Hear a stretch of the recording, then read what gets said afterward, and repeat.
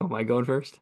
Oh, you're going to go first. Carrie, this is a great start to the first official Taproom Success, not podcast, live stream, webinar. What do we want to call these that we're actually going to put on YouTube? So for everyone watching right now, you can see us. You can't normally see us. We're very excited to be here putting it out in this format as well. I'm very excited too. And I don't know if you can see my cat. My cat Rose is here right in front of me. She'll make an appearance if you can't see her yet, but she's our third leg of the stool here on the Taproom Success podcast. So, welcome everyone to Taproom Success. I'm Kerry Shumway, joined by my buddy Andrew Copeland. Andrew, how you doing today? Carrie, I'm excited to be here. We were talking before we went live that we were actually together in Wilmington, North Carolina for the North Carolina Guild's quarterly workshop last week. And it's just awesome to have actual FaceTime. I feel the productivity you and I have and the conversations we have face to face. I mean, they're great here on the internet, but there's definitely something special about being in the same room. Oh, there's definitely something special. And we had such a great time too. I mean, the event itself, the presentation was awesome. And then exploring downtown Wilmington. What a fun place, right? We walked along the waterfront. We tried a lot of different tap rooms. We went to the Museum of the Bizarre, which I think we would recommend to anyone going to Wilmington. I'm not sure. Would you recommend the Museum of So the we Bizarre? talk a lot about experiences, so I feel we need to recommend it. So the pitch is it's only $3 to go to like an off-brand Ripley's Believe It or Not museum. You walk through and it's bizarre. You know, the things you're looking at, you don't know if they're real or not. You're a little confused, you're a little mortified, but at the end of the day, you spent $3 and it was probably a good use of what would you say, 30 minutes of our time? Yeah, probably 30 minutes, but that's right. Ripley's Believe It or Not. I couldn't place like compare it to something that's exactly Like an exactly. off-brand version. But Carrie, let's see if we agree on this. What would you say was the best part about that museum? Oh, the best part. Well, I think it was the picture that you and I took where I was the Grim Reaper and you were the guy in the in the gravestone. We Yeah, should they post had that. a few places where they didn't allow pictures, except these few occasions where you could pop your head in the holes and, take the picture together and have some quirky image. And Carrie and I got a good one. So for anyone interested who wants to see that picture, you can comment below and we'll share. We're not going to post it publicly though. It's a I can't, little, I it's a can't imagine. little bizarre. I can't imagine why anyone would want to see it. All right, we'll bring it back now. Taproom success. So for those who haven't heard our podcast before, basically what Andrew and I do is we create content for taproom owners and managers. So we want to help you run a better taproom, run a more successful taproom. That could be a more profitable taproom. That could be, staff training, better customer engagement. So Andrew has tons of data. My background is on the financial side. So we help you kind of put these ideas together so you can create a more financially successful tap room. And one of the things that we're talking about, among others, is like menus, right? And we talk about physical menus and, you menus on a chalkboard and this and that, but we also talk about QR codes. So talk to me about QR codes, Andrew. I know your son loves them. Yeah, well, a few years ago, you go to a tap room, you just have like one kind of menu. You'd have a wall menu, you'd have a chalkboard menu, a TV menu. You probably didn't have a QR code menu 5 years ago because we were just starting to learn them. We didn't know if they'd actually become mainstream. Well, everyone, they are mainstream and they're probably everywhere. There's so much mainstream that even my 5-year-old knows about QR codes. And for whatever reason, whenever we go somewhere or he sees one, he goes, Daddy, can I see your phone? And it always takes me a second. Like, what are you gonna do? Take a picture of yourself again? But no, he grabs it, he'll pull up my camera, hold it at the screen, and just see where it goes. He's curious to see the landing page that it goes. And it got so, I don't know if intense is the right word, Carrie. It's almost humorous that one day he asked me for a pen and paper and he draws something. Then he goes, I made this for you. And he literally drew me a picture of a QR code, Carrie. That's pretty cool. I love it. And as you and I have joked, like I was very QR code, I was very anti QR code back probably 3 or 4 years ago because I'm like, just let me, I don't want to scan, I don't want to pull up my phone and all these things. Just give me a printed menu. Like I'm older. That's how I like it. But I'm a convert now. I'm with Max on this. I'm like, you scan it. I know where it's gonna happen.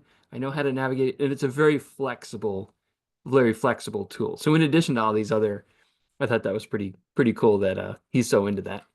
Yeah, and it's interesting because we've done some past studies and we'll get into it shortly, like the impact on QR codes and spending. And there's definitely some use cases where QR codes can be really valuable, but at the end of the day, and kind of like summary point here is you need a QR code, but you also need that level of staff engagement to guests spending more. So it got me thinking, like, where are we seeing QR codes in tap rooms? Where are people sitting in tap rooms? How do menus and staff engagement and all of this play out together to get people spending more and having a good time? Well, it's interesting. Like, so you and I went out to Wilmington, and we've, gone and visited a number of really fun cities. And the first decision you make is like, where are you going to sit, right? Because okay, there's a tie top, there's a table, there's a sit, maybe there's the bar, there's this and that. So where do you, I guess, so you've got all the data. Where do people normally sit in tap rooms? Yeah, so I was looking at a data set of over 1,000 unique taproom visits from the past couple years. And I looked at, simply where people are sitting. Are they sitting at a table, bar, or patio? And for everybody listening, you can shout out your answer right now. But what we found out, and this is, regardless of style of service, we don't unfortunately have that data, whether it was counter service, whether it was more restaurant style or some sort of hybrid. But generally speaking, we see that 56% of guests in a tap room, they're going to sit at the table. We're going to see that 35% sit at the bar, and the other 9%, they're going to sit on the patio. So we've got where guests sit. Now we're going to look at, what we referenced a minute ago, kind of the impact of QR codes in all of this and what we see with regard to ordering. And once again, in this level of the conversation, we're not going to talk about where they sit, but just how they ordered. We see 72% of guests order without using a QR code. 22% order using just a QR code. Well, as part of their menu of options, they're going to have that QR code in addition to other types. And we're going to see 6% order just with that QR code, meaning they're not going to reference any other types of menus, which I find all of that really interesting. That is interesting. Now, when you have that data, is that irrespective of where they're sitting? So it's just Yeah, like, that's irrespective of where they are sitting, Carrie. got it. Okay. So take us back to location. So where they're sitting, how does that impact what they're spending? Yeah, well, Carrie, I like to ask you questions. So do you think guests are going to spend more at the bar, belly up to the bar, or while they're sitting at a table? Yeah, unfortunately, it's a cheat because I already know the answer. But if I hadn't known the answer, I think I would have answered the same way, which is when I go to a tap room, it really depends on what I'm feeling like, right? We always that question, like, what are you in the mood for? Sometimes I really want to sit at the bar because I can see things better. I know the bartenders or the servers, like I can get their attention easier. So my guess would be those who sit at the bar likely are going to spend a little more money. Is that right? That is 100% correct, Carrie. The people sitting at the bar, they're going to spend a little over $32 at the bar versus about $28 at the table.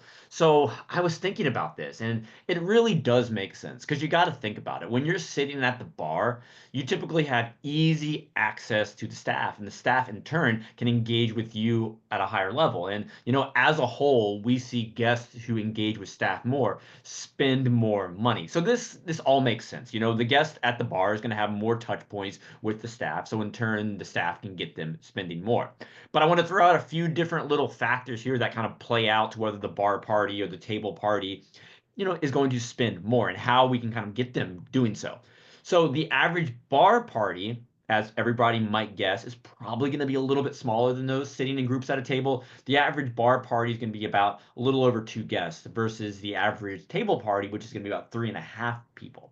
So looking at the average bar tab, and what I refer to as bar tab is everybody on a single check. The average bar check, the average bar tab is going to be about 52 bucks. The average table tab is going to be about 58 bucks. So as you might guess, the table tab, which has more guests, is going to spend more. And as we've already said, the average table guest is going to spend slightly less, but when they have more people in the group, which results in spending more. Now we're going to look at everybody in that overall party. Everybody in a party is not just the people on my tab, but everybody else that I'm sitting with. So looking at the bar, the average bar party, we might have a certain number on our tab. We're going to have people also in our group is going to be a little over 70 bucks. But when you look at the average table spend, that's going to be about $110. So tables at the end of the day are going to generate higher overall spending, but bar is going to be higher spending per guest. Gotcha. Okay. And if we come back to the QR codes, how do those impact basically where people are sitting? How are those being used? Yeah, so this gets really interesting. So we look at the average spend of guests who don't use a QR code. So, well, versus those who do. So we'll start with bar tabs. Bar tabs that include a guest using a QR code. Well, actually, I'll give you the opposite first. Not using a QR code, spend about 49 bucks. You throw in that QR code as one of their menu of menu options, their tab's nearly 56 bucks. So literally about $7 higher when you magically put that QR code with the bar guest. But look at the table side of things. The table side of things, no QR code, it's about 56 bucks. When you give them the QR code as an option, because sometimes the staff might not come around, $62 is what they're going to spend. And checking this is honestly something that stands out to me. When you look at how much people are tipping at the bar with no QR code, they're going to get tipped. This guest is going to tip staff nearly 25%. Looking at all the designations of people with menus and locations, we see that the person at the bar without QR code is actually going to tip higher despite their tab being a little less. So that's kind of an interesting fact we throw into all of this. It is interesting. Now, overriding all of this is there has to be that engagement, right, from staff to customer to the guest. And we've talked about this sales mindset, like teaching our staff to sell. And that might mean a soft sell, it might mean a suggestion. It doesn't necessarily mean sales can have a connotation of, oh, you're being pushy, but we use that line that people don't want to be sold to, but they love to buy. And they can't buy unless you I prompt them. think that's truly one of your favorite lines, at least as of recently. I'm going to say it until it kind of lands. But let's talk about a sales mindset. So, how does where the customer sits impact how the staff will ask questions like, "Would you like another drink?" Yeah, I love asking questions, but I want to go back to one quick data point that I think is interesting. So everybody listening, raise your hand if you have a patio at your brewery tap room. So a lot of people probably have patios. We see, and this is something to think about. We'll dive into more how to solve this problem in a little bit. Patio guests spend the least out of all guests. The average patio tab is going to be $42. Once again, the average table tab is about, over 60 bucks. So you got to make sure you give those patio guests the attention. But back to giving them attention, we're going to focus, Carrie, on the question, would you like another drink? Just encouraging your guests to have another drink. And the data pretty much tells us that nearly 50% of the time, staff are not asking guests this question. So we're going to go down the likelihood based on location of how often this guest is going to get asked that question. So looking at the bar, 4 out of 5 guests, the bartender is going to say, "Hey, Carrie, would you like another?" That's great. Once again, it speaks to the importance and how easy it is to do it at the bar. At a table, the guest is going to be asked if they want another drink a little over 55% of the time. So a little more frequently. On the patio, it's only going to be about 38% of the time. So those patio guests are not getting asked that question. So there's definitely still room to get better at these questions, but there's value to this. And let's kind of talk about the impact when you do ask this question. So for the bar guest, tabs are 27% higher, Carrie, when staff ask that question. For the bar guest, tabs 27% higher, and the tip percent goes up 4 points as well. So you're going from a little over 20% to nearly 25%. So just asking the question, would you like another? Now, pausing for a second, the staff member who's asking if you want another beer, they're probably engaging at a higher level anyways, because they've got it as part of their repertoire that they're typically engaging with the guest at a higher level. They're, asking more questions, they're offering recommendations, they're really trying to get to know them on a more personal level. So this is probably just one of the tricks that they have up their sleeve, but asking the question is a really good way to kind of predict overall engagement. So now let's look at the table experience. So guests at the table experience typically spend about $51 when not asked that question as an overall tab. It increases to nearly 61 on visits when staff are asking that question. Just asking a question, Carrie, would you like another drink? And if someone asks me that question, the answer is probably going to be yes. It's probably going to be yes, right? Don't ask, don't get. So a lot of data points, a lot of things to consider. So if we kind of sum it up for people, what sort of actionable tips or takeaways from the data would you suggest that people try out? Yeah, I've got a handful of takeaways to throw everybody today. First one, if you don't have QR codes, as much as some of us don't like them and don't want to have them, you probably should have them because adding them to your menu of menus, does generate higher tabs. So consider throwing it out there. So we talked a lot about today about, where people are sitting. Many of you probably don't offer table service. So that's okay, but you're probably also missing out on the opportunity to get those guests sitting away from the bar spending more. So maybe consider having a floater, whether it's a manager or a staff member, just bounce around and say, "Hey, Carrie, when you're ready to order another, maybe come up to the bar and we can help you out there." It's important that you set clear expectations. We talk about this a lot. Don't serve them from as a floater to the table because next time they come to your tap room, they might expect you to serve them there. We don't want to set those expectations, but you want to teach them about how the experience will work. And the more comfortable they feel in your tap room, the more money they will spend. Maybe you want to do more than just have a floater. Really consider, could table service work for you? I've talked to some people in the industry. I was talking to Corey Lord, a CPA in the beer space up in Minnesota. I'm pretty sure it's Minnesota, not Michigan. Corey, if you're listening, I apologize if I got it wrong.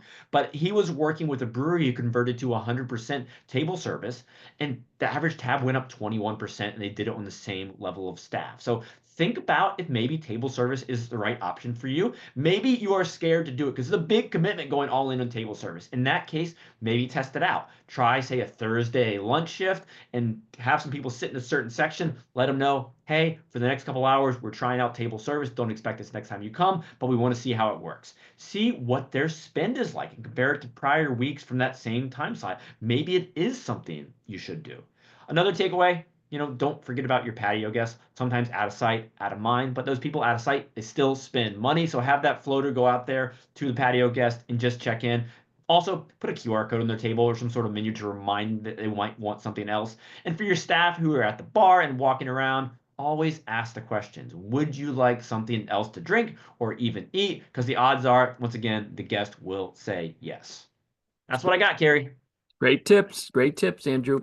And as always, try these out in your tap room. See what works. Not everything's going to work.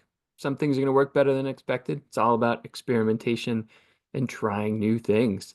So if you'd like to join the conversation with Andrew and I and our other taproom owners and managers from across the country, you can check out taproomsuccess.com. We meet every month for our monthly mastermind where we come together, share ideas and best practices. And we bring in addition to that, a monthly expert on a variety of different topics. Could be marketing, how do you get more people into your tap room? Could be event planning, how do you make them more profitable? Could be menu engineering and design, one of my One of your favorites. favorites. I love it. It's just so smart. And it's really talking a lot about the food menu, certainly in addition to the beer menu. We also have our on-demand program, so you can take these online courses at your leisure 24/7. And that's our basically Taproom Success Blueprint, where you'll learn a lot about staff engagement, training, manager training, financials, how to kind of set up your dashboard of key metrics to watch for your taproom. So again, if you'd like to learn more, taproomsuccess.com is the place to go. So Andrew, was fun joining you today. I hope everyone enjoyed my cat Rose being here earlier and all the great data points and actionable tips. Everybody, we hope to see you soon. Cheers.